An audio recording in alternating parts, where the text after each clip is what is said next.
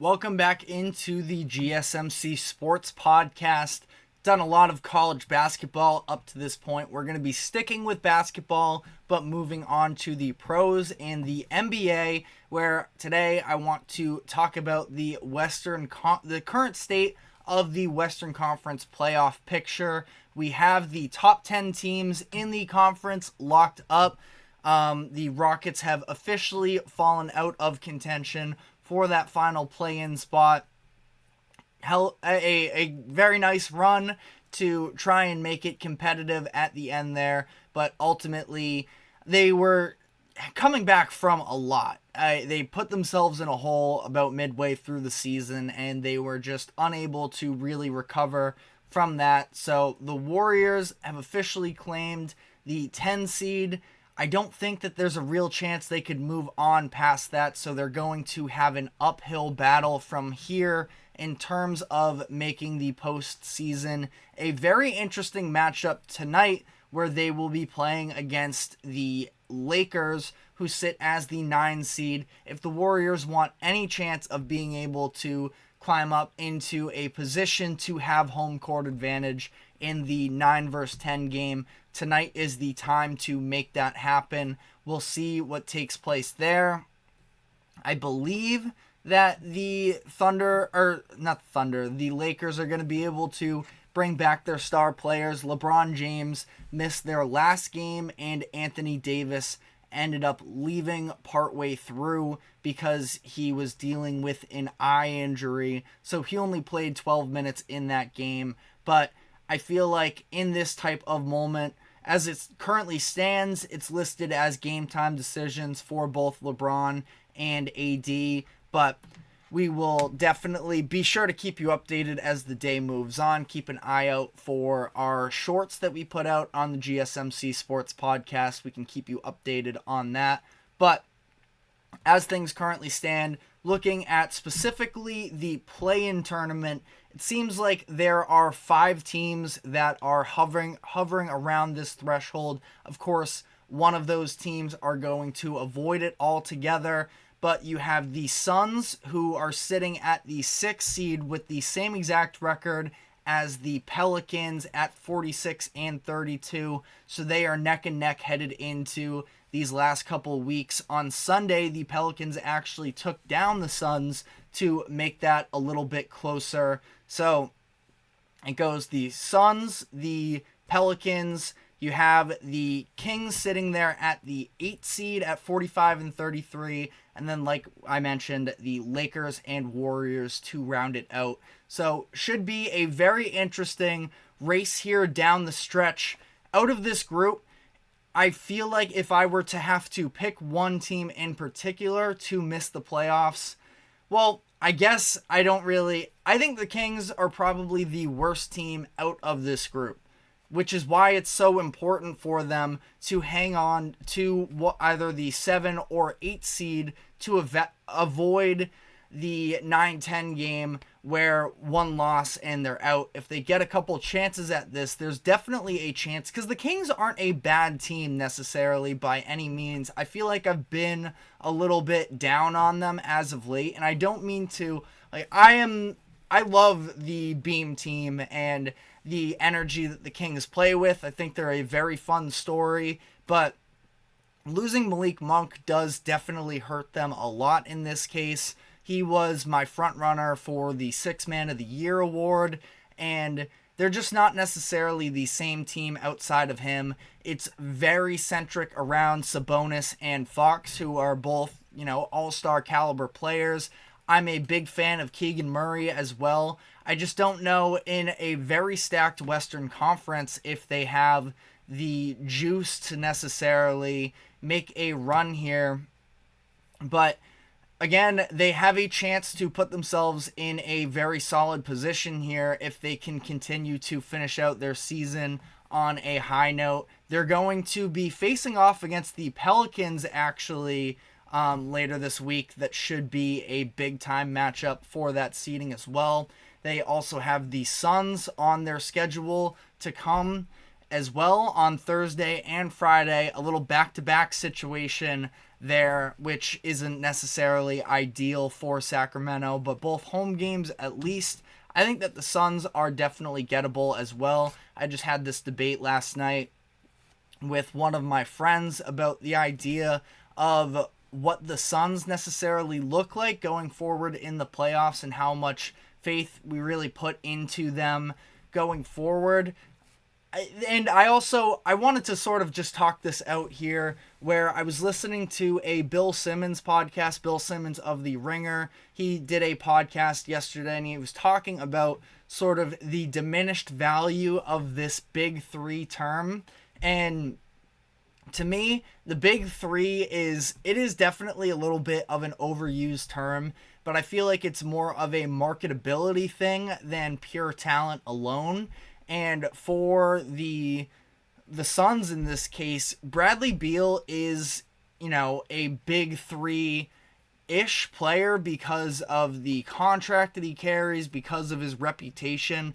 But in terms of talent-wise, I just don't think that Beal is necessarily all too close to being an all-star caliber player still. Definitely not in the range of All-NBA in my eyes. And it's not to say he can not be a contributing player, because he absolutely can. He's had moments this season where he's been able to turn it on and be a contributing piece there. He's a nice third option from a scoring standpoint, but I would definitely prefer for them to have a more traditional playmaker as a guard than Bradley Beal and what he provides at this point. And yes, I know that Devin Booker has been a much improved playmaker over the course of his career, but I do still feel like you're sort of asking a lot from him to be, and I understand that we are in an era now where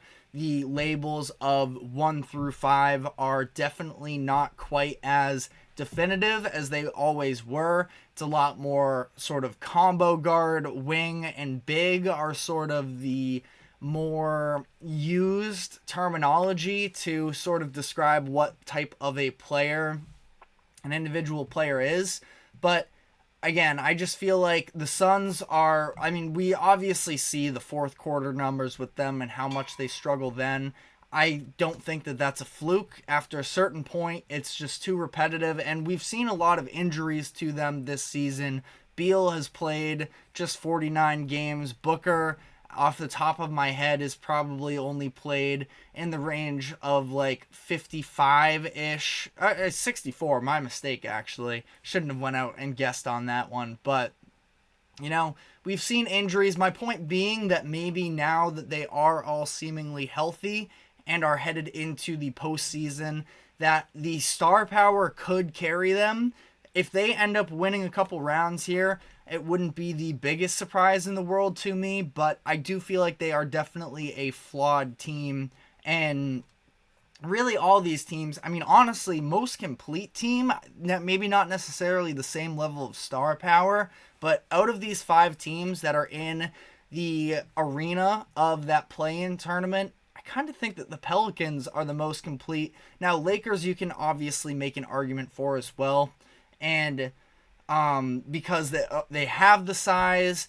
Injuries have definitely hurt them this year in terms of their defense is part of the issue. Losing Jared Vanderbilt was a big loss for them, and I just don't know if they have the defense that can be elite down the stretch, but they have the size at least to match up against the likes of a Minnesota team, of potentially a Denver team, and can, maybe not defensively even be fully locked down, but they have the size to at least assert their will a little bit more on the offensive end if they were to play the likes of an OKC in the first round.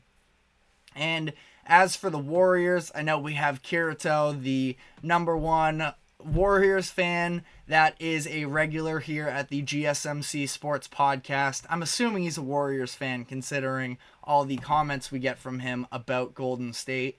But, they're not in a bad position necessarily. We've seen Andrew Wiggins be playing some higher level of defense as of late. The offense has been fine too, especially the 3-point shooting since he's come back from that personal break that he was taking for a bit there, and since he's come back and actually returned to a starter role for the Warriors, he's hitting at a higher clip of three-pointers. Now, he's missed the past couple games as well, which is not necessarily a super encouraging sign. I'm not sure exactly off the top of my head what the situation is surrounding that, but in the 13 games that he's played since returning as the regular starter for them, 15 points per game with a 39% shooting clip from three, which with some nice defense, I really like the way that he was able to hold his own last week when the Warriors played against the Mavericks in that game. So the Warriors, it's sort of hard to fully turn the page on them considering the pedigree that sort of surrounds that Golden State team, but they are definitely undersized. They have loads of talent that could potentially, lift them up, and in some of these one-game series during the play-in tournament, you have Steph Curry, who can get hotter than anybody else from the floor when he's feeling it, but it's also sort of, I think it's a real toss-up. I think that matchup against the Lakers is going to be incredibly tough, especially in LA, and I would have a little bit of a hard time thinking that the Warriors pull off that game, but really time will tell. I guess final note here on the Lakers is just the idea of whether or not they can make a run here. Last season, they were in a very similar position where they came out of the play-in tournament, were the 7 seed, and made their way to the conference finals. The idea of whether or not they can do that again, I don't think so. If I were to sort of make my stamp on it, I would say no. I don't think that they're going to make the Western Conference Finals. Last year they got a little bit of a disjointed Warriors team as well in the second round. In the first round, they had a matchup against a Grizzlies team as the 2 seed that was without their starting center. So they had a big time size advantage, the advantage of their experience versus Memphis's youth. If the Warriors could somehow find their way into getting OKC in the first round, I could definitely see an upset there. I'm curious, actually, who would be favored according to Vegas if that were a first round matchup.